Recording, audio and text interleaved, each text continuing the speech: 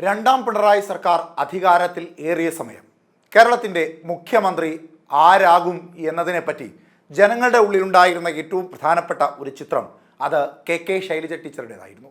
CPM-ന്റെ രാഷ്ട്രീയ ചരിത്രത്തിൽ അല്ലെങ്കിൽ ഇടതിൻ്റെ രാഷ്ട്രീയ ചരിത്രത്തിൽ ഒരാൾക്ക് മാത്രം ഒരു നിയമവും മറ്റുള്ളവർക്ക് മറ്റൊരു നിയമവും എന്ന ശൈലിയോ രീതിയോ ഉണ്ടായിരുന്നില്ല.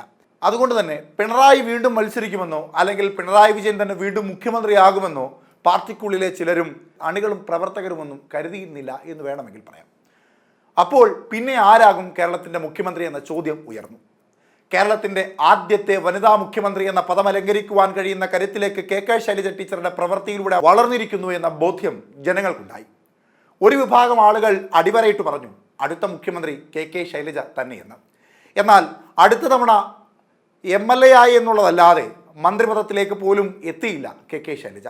അതിൽ ചില വിമർശനങ്ങളും മുറുമുറുപ്പുകളും ഒക്കെ പാർട്ടിയിൽ നിന്ന് ഉയർന്നു എന്നുള്ളതും സത്യമാണ്. എന്നാൽ കെ ശൈലജ പാർട്ടിക്ക് വിധേയപ്പെട്ട് നിൽക്കുന്ന ഒരു സഖാവാണ്. പാർട്ടി പറയുന്നതിനെ അക്ഷരം പ്രതി അനുസരിക്കുന്ന ഒരു സഖാവ്. അവർ പാർട്ടിയെ എതിർത്ത് പറഞ്ഞില്ല, പാർട്ടി തീരുമാനങ്ങൾക്കെതിരായി ശബ്ദമുയർത്തിയില്ല. പാർട്ടി എന്തു പറഞ്ഞോ അതനുസരിച്ച് ആ നേർരേഖയിലൂടെ നടന്നു തന്നെ മുൻപോട്ട് പോയി. ജനങ്ങൾക്കായിരുന്നു കെ ശൈലജ എന്ന മികച്ച ആരോഗ്യവകുപ്പ് മന്ത്രി മുഖ്യമന്ത്രി ആയി മാറണം എന്നുള്ള ആവശ്യം ഉണ്ടായിരുന്നത്. ആദ്യഘട്ടത്തിൽ കോൺഗ്രസും അതിനെ കാര്യമായ രീതിയിൽ അനുകൂലിക്കുകയും അവർക്ക് അനുകൂലമായി ശബ്ദമുയർത്തുകയും ചെയ്തു. എന്നാൽ പിന്നീട് PP കിറ്റ് അടക്കമുള്ള വിഷയങ്ങളിൽ കെ ശൈലജയുടെ കൈകളിലും അഴിമതിയുടെ കറ പുരണ്ടിട്ടുണ്ട് എന്ന വാദം കോൺഗ്രസ് ഉയർത്തുകയായിരുന്നു. എന്നാൽ ഇപ്പോൾ കെ ശൈലജയെ പരിഗണിക്കേണ്ട ഏറ്റവും പ്രധാനപ്പെട്ട ഒരു സന്ദർഭം ഇടതുപക്ഷത്ത് എത്തിയിരിക്കുകയാണ്. മറ്റൊന്നുമല്ല, ഇടതുപക്ഷത്തിൻ്റെ ഏറ്റവും പ്രധാനപ്പെട്ട നേതൃനിരയായ പോളിറ്റ് ബ്യൂറോയിലേക്ക് CPM-ന്റെ 74-ാം പാർട്ടി കോൺഗ്രസ് മധുരയിൽ ഏപ്രിൽ 2-ന് കൊടിയേറാനിരിക്കെ പോളിറ്റ് ബ്യൂറോയിൽ പുതുതായി എത്തുന്ന വനിതാ നേതാക്കൾ ആരൊക്കെയാണെന്ന ചർച്ചകൾ സജീവമായി തുടർന്നിരിക്കുകയാണ്. നിലവിൽ പോളിറ്റ് ബ്യൂറോയിൽ അംഗങ്ങളായിരിക്കുന്ന 2 നേതാക്കളും പ്രായപരിധി എത്തിയതിനാൽ ഒഴിയുന്ന സാഹചര്യത്തിലാണ് പുതുതായി ആരൊക്കെ എത്തുമെന്ന ചർച്ചകൾ സജീവമായിരിക്കുന്നത്. കേരളത്തിൽ നിന്നുള്ള കെ ശൈലജയാണ് പോളിറ്റ് ബ്യൂറോയിൽ എത്താൻ അർഹതയുള്ള നേതാവ്. ഇപ്പോൾ പോളിറ്റ് ബ്യൂറോയിലുള്ള വനിതാ നേതാക്കൾ കഴിഞ്ഞാൽ കേന്ദ്ര കമ്മിറ്റിയിലെ ഏറ്റവും സീനിയറായ വനിതാ നേതാവാണ് കെ ശൈലജ. കേരള ഘടകത്തിൻ്റെ സംഘടനാ ബലം കണക്കിലെടുക്കുമ്പോൾ പോളിറ്റ് ബ്യൂറോയിൽ ഒഴിവ് വരുന്ന 2-ൽ 1 പ്രാതിനിധ്യം ലഭിക്കണമെന്ന് നിശ്ചയമായും അവകാശപ്പെടാൻ കഴിയുന്ന ഒരു നേതാവ്. കെ ശൈലജയെ പോളിറ്റ് ബ്യൂറോയിൽ ഉൾപ്പെടുത്താൻ കേരള നേതൃത്വം സമ്മർദ്ദം ചെലുത്തുമോ എന്നാണ് അറിയാനുള്ളത്. മുഖ്യമന്ത്രി പദത്തിലേക്കോ മന്ത്രിസഭയിലേക്കോ ഉൾപ്പെടുത്തുവാൻ താല്പര്യമില്ലാതിരുന്ന പലരും ഉള്ള നേതൃനിരയാണ് എന്നുള്ളത് പ്രധാനമാണ്. ഒന്നാം പിണറായി സർക്കാരിലെ ആരോഗ്യമന്ത്രി എന്ന നിലയിൽ നിപ്പ കോവിഡ് പ്രതിരോധത്തിലൂടെ മികച്ച പ്രതിച്ഛായ ഉണ്ടാക്കിയ ശൈലജയോട് മുഖ്യമന്ത്രി പിണറായി വിജയൻ അടക്കമുള്ള നേതാക്കൾക്ക് അത്ര പദ്യമില്ല എന്നത് പരസ്യമായ രഹസ്യമാണ്. മുഖ്യമന്ത്രി സ്ഥാനാർത്ഥിയായി കൂടി ഉയർത്തിക്കാട്ടപ്പെട്ട ശൈലജയ്ക്ക് 2-ാം തവണ മന്ത്രിസ്ഥാനം നൽകാത്തതാണ് സംസ്ഥാന നേതൃത്വത്തിൻ്റെ അനിഷ്ടം പ്രകടമാക്കപ്പെട്ട ഏറ്റവും പ്രധാനപ്പെട്ട നടപടി.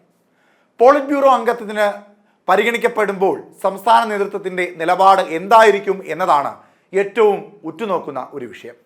കേരളത്തിൽ നിന്ന് പോളിറ്റ് ബ്യൂറോയിലേക്ക് ഒഴിവില്ലാത്ത കാരണം ചൂണ്ടിക്കാട്ടി കേരള ഘടകം ശൈലജയെ പിന്തുണയ്ക്കാതിരിക്കാം. 4 നേതാക്കളാണ് കേരളത്തിൽ നിന്ന് പോളിറ്റ് ബ്യൂറോയിൽ അംഗങ്ങളായുള്ളത്. Pinarayi Vijayan, MA Baby, A Vijayaraghavan, MV Govindan എന്നിവരാണ് കേരളത്തിൽ നിന്നുള്ള പോളിറ്റ് ബ്യൂറോ അംഗങ്ങൾ. 80 വയസ്സ് പിന്നിട്ട മുഖ്യമന്ത്രി പിണറായി വിജയനെ PBയിലെ സ്ഥിരം ക്ഷണിതാവാക്കി മാറ്റിയാൽ കേരളത്തിൽ നിന്ന് ഒരാൾക്ക് കൂടി പോളിറ്റ് ബ്യൂറോയിൽ എത്താം.